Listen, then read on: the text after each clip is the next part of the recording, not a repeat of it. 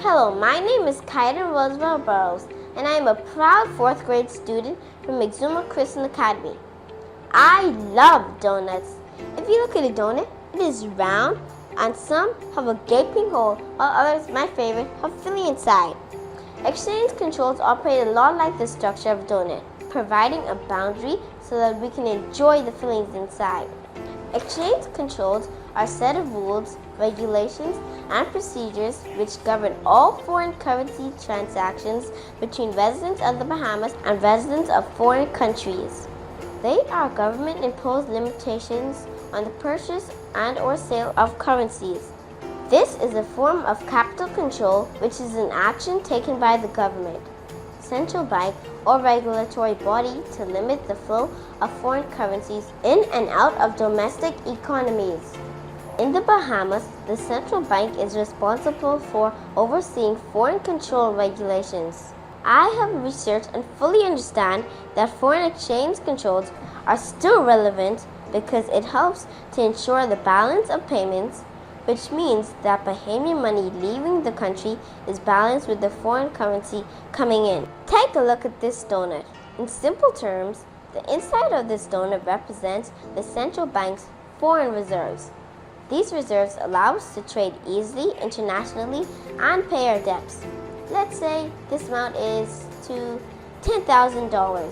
The central bank therefore printed and circulates $10,000, which represents the value of the foreign reserves. Now, the central bank is supposed to ensure that the external or foreign reserves are maintained at 50% of the value of notes in circulation. If a tourist or investor spends $5,000 in the Bahamas to maintain the integrity of this donut or our reserves, $5,000 can be spent outside of the country without compromising our reserves.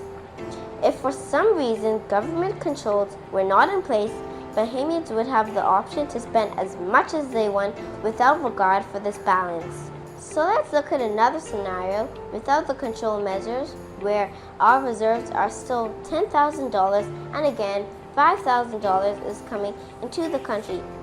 But Bahamians spend $10,000 out of the country. This means that we would have to destroy $5,000 to represent what the country is lost. To avoid all of this, financial exchange controls ensure that we do not release more than foreign currency that is coming back in. Currency devaluation is when currency falls in value compared to other currencies. This can happen where foreign exchange controls are relaxed. Jamaica and Guyana operate on a floating exchange rate. These countries' central banks do not guarantee the rate of which they will be exchanged and do not seek to recover their currency. These countries continue to print more money than equivalent to their reserves. Hence, today the Jamaican dollar is valued at $154 to one Bahamian dollar. This has caused lack of faith in trade and investment in this country and economic hardship that contributes to many local moving places like the Bahamas for work and more stability.